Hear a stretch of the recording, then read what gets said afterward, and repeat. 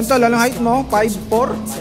So ito naman, 5'6" yung height mo, no? So ayun mga kabong, 5'8" naman ako. So ito, may 5'11", no? So good day, another vlog na naman tayo mga kabong. So as usual, nandito naman tayo sa Suzuki Calamba. Yung lagi natin pinagbablagan. So tinawagan tayo, meron ditong V-Strom na 250cc. Check natin to, yung presyo, then yung features niya. Tara, samahan niyo ako.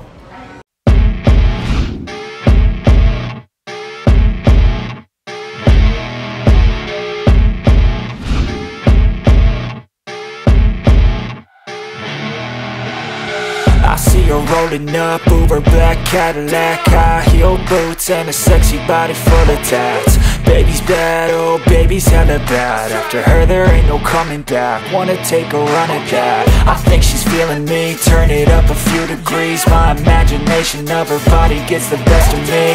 Oh gosh, she's such a tease. Bitten lips, bruised knees. I'm addicted to her, need her touching me. Cause she got a bad little waist, and we tearing down this place. Off the liquor that we chase. Casamigos to the face, baby, I don't. And then, syempre, bago mag-umpisa, kako na.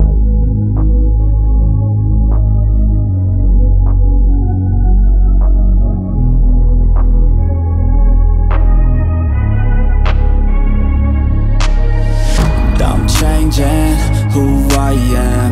I'm making a new plan, rearranging my life, and I won't look back ever again.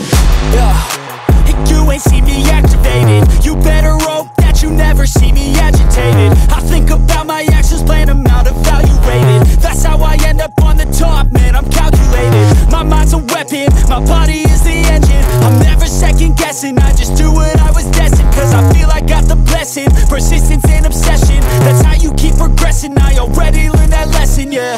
I'm changing who I am.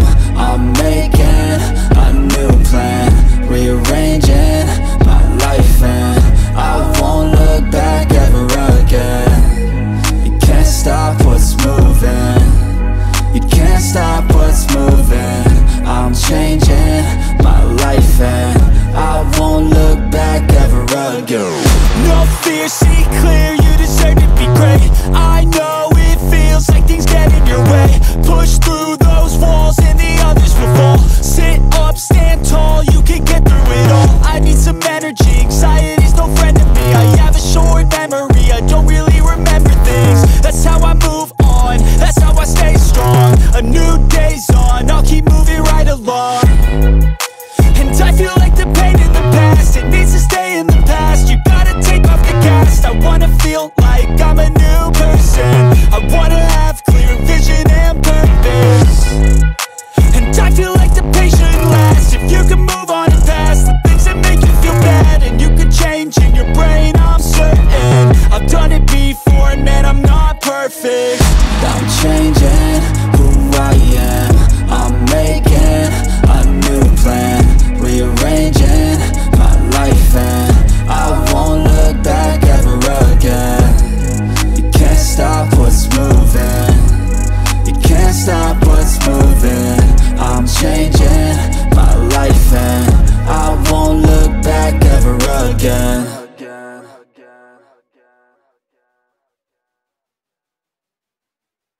Tingnan ko siya, yung in-inspection ko siya. Akala ko to adjustable kasi sa ibang brand kasi merong ina-adjust dito, di ba? Parang inaangat ng ganun. So tiningnan ko, yung pala, ito merong charger, Type A na, good news, Type A na.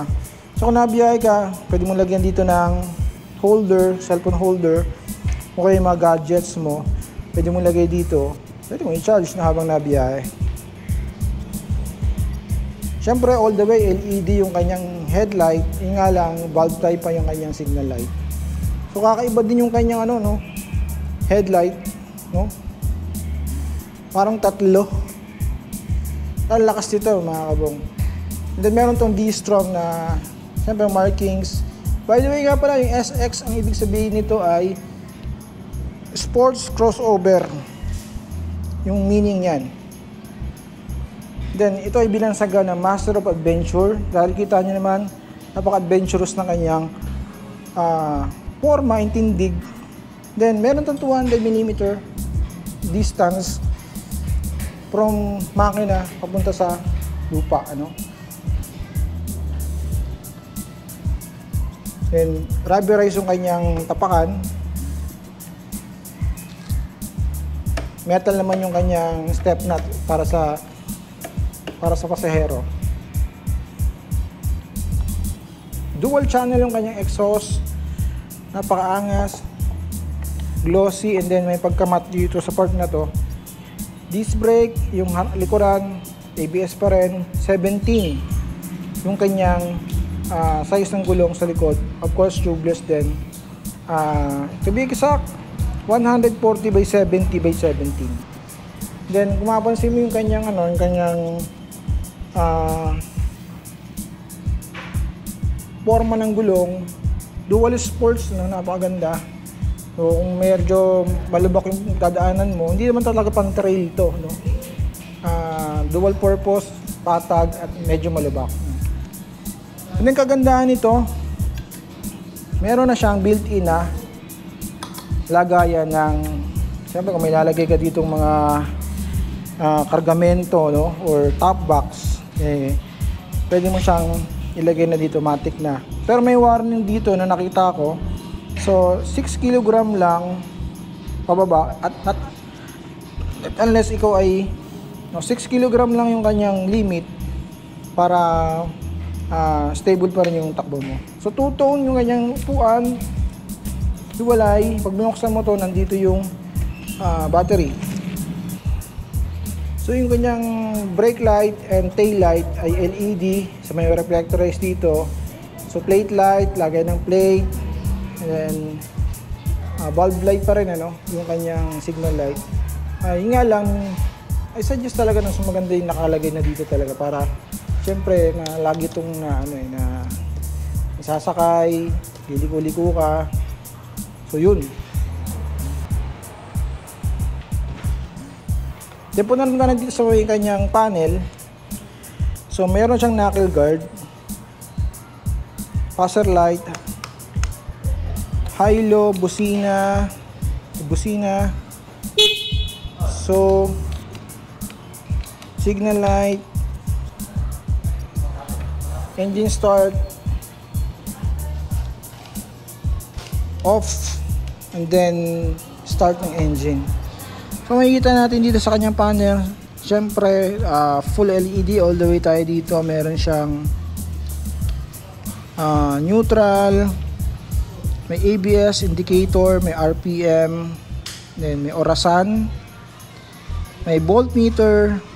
Tingnan natin dito, may trip A. Kagandahan nito, isa sa magandang features nito, may average na kilometer per liter. So malalaman mo na agad tipid, ano, kung ilan yung tinakbo mo, tsaka ilan yung na-consume mong gas, syempre. Then tachometer.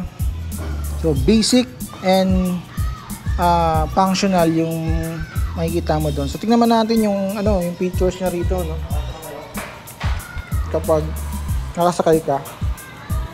So mataas siya. So nakadrive ako ng Africa Twin.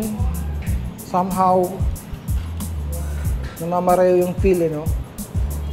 Yung nga pala, hindi to siya adjustable, nakafix na talaga yan. Ang ganda lang niya, ang ganda ng handling niya. So aside sa Yellow Champion, meron din black color, no, na edition to. Dalawa lang kulay na available ng Suzuki V-Strom 250 SX. At yun na nga mga kabong, meron tayong bagong segment sa ating channel, pinamagataang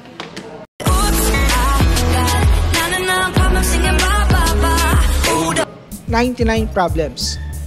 So, sa 99 problems, meron tayong sasagutin na mga katanungan tungkol sa ating YouTube channel, sa Facebook natin, sa mga DM sa ating FB page, sa YouTube channel, o nga sa FB, no.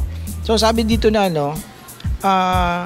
Rico Lagutap, ito ay comment sa ating YouTube, no. So, sabi niya, "Hi sir, sana po mapansin paano kung na-decline sa CI. Pwede po ba mag-apply ulit sa ibang branch?" Ayan. So, ganito yan, halimbawa, si company A, meron siyang branches, no? Iba-iba kasi yung dealership, ano ba ito? Motor Central. May iba-iba siyang hawak na dealer. May siyang Suzuki, meron siyang Yamaha, meron siyang Honda, meron siyang multi-brand. So branches pa rin yun. Halimbawa, nag-apply ka dito sa Motor Central Suzuki, then nag-apply ka sa Honda, para yung Motor Central yan na dealer. Same sila ng company. So may record ka na agad sa kanila. Ano? Pero ang tamang gawin talaga dyan, mag-apply ka pa rin ng same company, different branches. Kasi iba-ibang branch, iba-ibang iba-ibang financing. So, yung financing ni Yamaha na Motor Central na 3S shop, iba rin yung sa Suzuki na 3S shop. So, kung ano yung trip mong unit, I suggest, yun yung apply mong branch. And, wala namang mawala kung try and try, no? So, yun lang, sir, sana nasagot yung tanong. And then, sa mga susunod na vlog pa natin, so magbibigay tayong advice kung paano pumunta sa CI. So, ito, may 511, 511, try natin.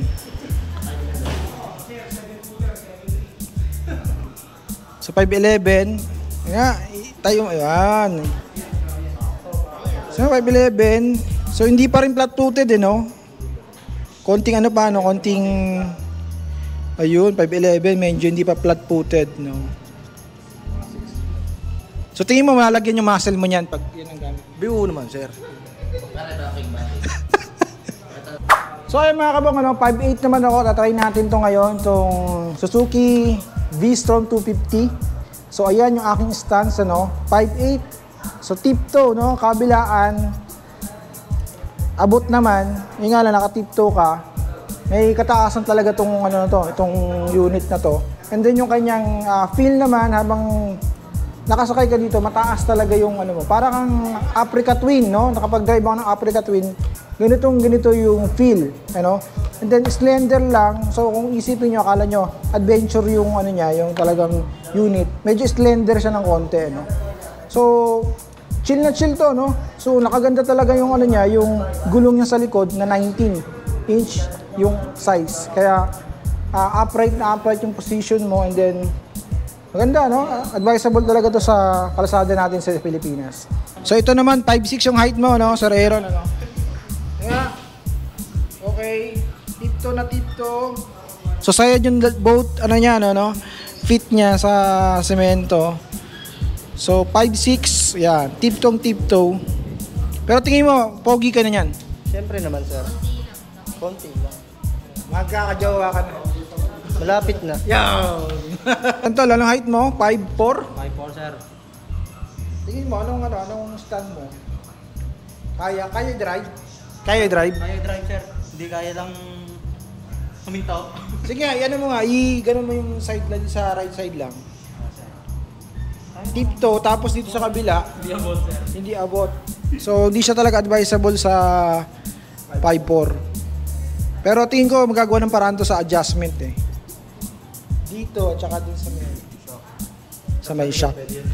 Or, gamit ka ng sapatos na 5 inches. Bangkito araw-araw. At kung nagustuhan mo naman yung content ko today, mga kabong, consider to subscribe and hit that notification bell para notify sa mga future uploads natin. Kung may katanungan, yung link nasa baba, PM lang kayo sa link na to para sa mga susuki ng mga unit natin. Alright, see you on the next video.